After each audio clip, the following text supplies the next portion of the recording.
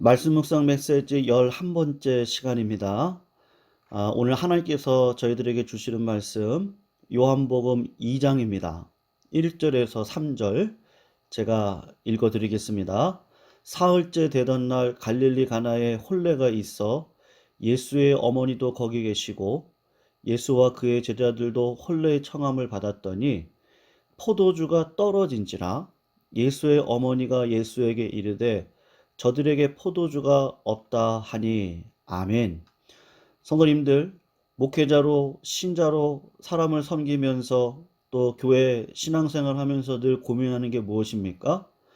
과연 사람은 변화될 수 있을까? 라는 것이 늘 고민입니다. 여러분, 성령님이 우리 속에 오셔서 예수님을 영접했다고 하는데 변화가 일어나지 않는 것은 무엇인가 문제가 있는 것 아니겠습니까? 여러분, 예수님께서 그들의 열매로 그들을 알지니 가시나무에서 뭐가 열리죠? 포도를, 엉겅퀴에서 무화과를 따겠느냐? 이와 같이 좋은 나무마다 아름다운 열매를 맺고 못된 나무가 나쁜 열매를 맺나니 좋은 나무가 나쁜 열매를 맺을 수 없고 못된 나무가 아름다운 열매를 맺을 수 없다. 그렇게 말씀하셨습니다. 여러분, 왜 변화가 안 되는 것이죠? 문화적으로 그리스도인이 되든 아니면 지식적으로만 말씀을 이해하는 수준에서 살고 있기 때문에 그렇습니다. 성령님이 내 마음에 오시고 예수 그리스도가 내 삶의 중심이 되시면, 그리고 그 사람 안에 말씀이 살아 있으면 반드시 우리의 언어나 생각과 가치관, 원칙이 달라지게 되어져 있는 것이죠. 여러분, 오늘 말씀은 예수님의 공생의 첫 번째 표적에 대한 아주 중요한 이야기를 담고 있는데, 그 첫 번째 표적의 핵심이 무엇이냐 하면 물이 포도주로 변화가 되는 기적의 사건입니다. 여러분, 우리들의 삶의 변화를 위해서 첫 번째로 해야 되는 게 무엇입니까? 늘 주님께 나아가야 됩니다. 주님께 나아가 기도하시면 하나님께서 반드시 변화를 저희들에게 허락해 주십니다. 오늘 본문 1절을 보면 사흘째 되던 날이라고 말씀을 하고 있습니다.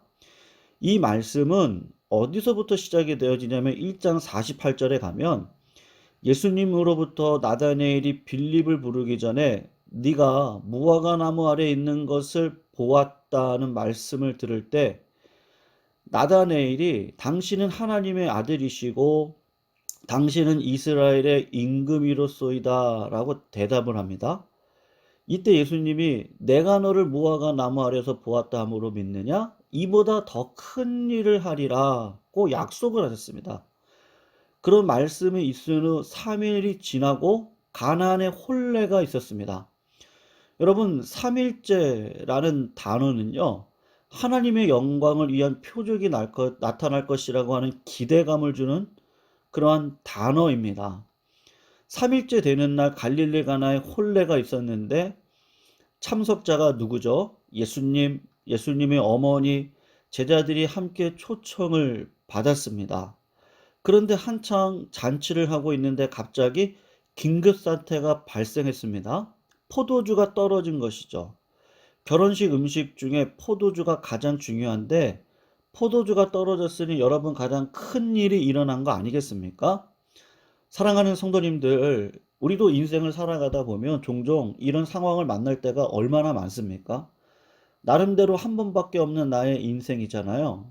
아름답고 멋있게 여유가 넘치는 잔치와 같은 삶을 만들기 위해서 우리가 얼마나 애를 씁니까? 어떤 성도님들 부동산에 투자하기도 하시고 보험을 들고 연금을 넣고 우리 청년들 자격증을 따놓기도 하고 인맥도 만들고 체력도 단련하고 갖가지 특기와 재능도 연마를 해둡니다. 그래서 이만하면 되겠지, 이 점수면 충분하겠지, 이 정도 노력했으면 나의 미래가 보장되겠지, 그렇게 예상을 합니다.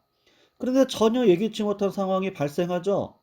갑자기 돈이 부족하고 갑자기 건강에 이상이 생기고 생각지 않았던 자녀의 문제가 터지고 예기치 않았던 인간관계가 꼬여서 의지했던 사람들이 등을 돌리기도 하고, 여러분, 코로나19와 같은 이런 상황들이 일어나기도 하면 우리가 준비했던 우리들의 삶을 당황하게 하고 결국은 어떻게 되죠?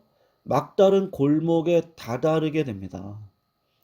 이때 사람들의 반응은 무엇입니까? 주로 운명을 환탄합니다. 내 인생의 운이 여기까지다. 자포자기합니다. 어떤 사람은 상실감을 이기지 못하고 술에 빠지기도 합니다. 심지어는 절망감을 이기지 못하고 안타깝게도 자살을 하시는 분들도 있지 않습니까? 그러나 우리가 꼭 알아야 되는 게 무엇이죠? 우리 예수 믿는 자들에게는 이때가 기회입니다. 성도님들, 이때가 기회입니다. 왜요? 우리가 아무것도 할 수 없을 이때가 주님이 일하는 시간이죠. 예수님이 우리의 힘으로 해결할 수 없는 상황에서는 당신의 능력을 반드시 드러내십니다. 그런데 언제 드러내십니까? 나의 모든 것을 다 내려놓고 주님만 바라보고 의지하고 부르짖을 때 주님께서 기적을 베풀어 주시죠. 성경을 보시면 대부분의 기적이 언제 일어납니까? 홍해가 갈라지는 사건을 보세요. 만나가 내리는 사건, 반석에서 샘물이 터지는 사건, 오병이어로 5천 명을 먹이시는 사건, 죽은 나사로를 나흘 만에 살리는 사건들을 보시면 수많은 기적들은 막다른 골목에 처해 있을 때 일어나죠. 여러분, 그러므로 우리가 인생의 막다른 골목에서 우리 힘으로 도저히 해결할 수 없는 위기 상황에서 오히려 주님의 기적을 체험할 수 있는 좋은 기회임을 확신하고 주님께로 나아가시기를 주님의 이름으로 축원합니다. 오늘 본문을 보세요. 기적은 마리아가 예수님께 이 위기의 문제를 가지고 나아갈 때 시작이 되어지고 예수님께 간구할 때 이 기적의 역사가 일어나게 됩니다. 3절을 보시면 포도주가 떨어졌습니다. 그럴 때 예수의 어머니가 예수에게 이르되 저들에게 포도주가 없다 하니, 여러분, 무엇보다 이 문제를 주인장이 해결할 수 있도록 말할 수 있습니다. 그런데 마리아는 포도주가 떨어진 이 문제를 예수님께 들고 나갔습니다. 왜요? 예수님이 해결하실 수 있는 능력이 있다는 것을 알았기 때문인 것이죠. 이것이 중요하죠. 우리 인생에 발생한 위기의 문제를 주님께 들고 나가세요. 그러면 주님의 것이 됩니다. 여러분, 우리가 생각할 때 우리의 문제를 해결하지 못하는 것은 자꾸 사람을 통해서 하려고 하기 때문이죠. 술수를 통해서 문제를 해결하려고 하면 할수록 어떻게 됩니까? 자꾸 꼬이잖아요. 문제가 생길 때 능력의 근원이신 예수님께 들고 나가셔야 됩니다. 문제보다 크신 하나님을 바라보시기를 바랍니다. 그리고 기도하십시오. 그러면 주님께서 내 인생의 문제를 하나님의 문제로 받아주시고 반드시 해결해 주시는 은혜의 역사가 있게 될 줄로 믿습니다.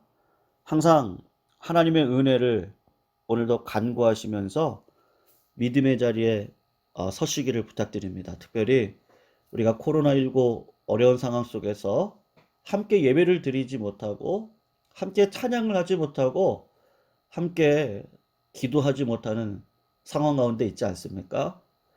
이럴 때일수록 더욱더 하나님 앞에 나아가서 하나님 앞에 내 문제를 내어놓으시고 그 문제를 해결해 가시는 하나님의 은혜를 오늘도요 경험하시기를 부탁드리고 축원합니다. 한 주의 시작입니다. 한 주도 기도로 승리하시기를 부탁드립니다.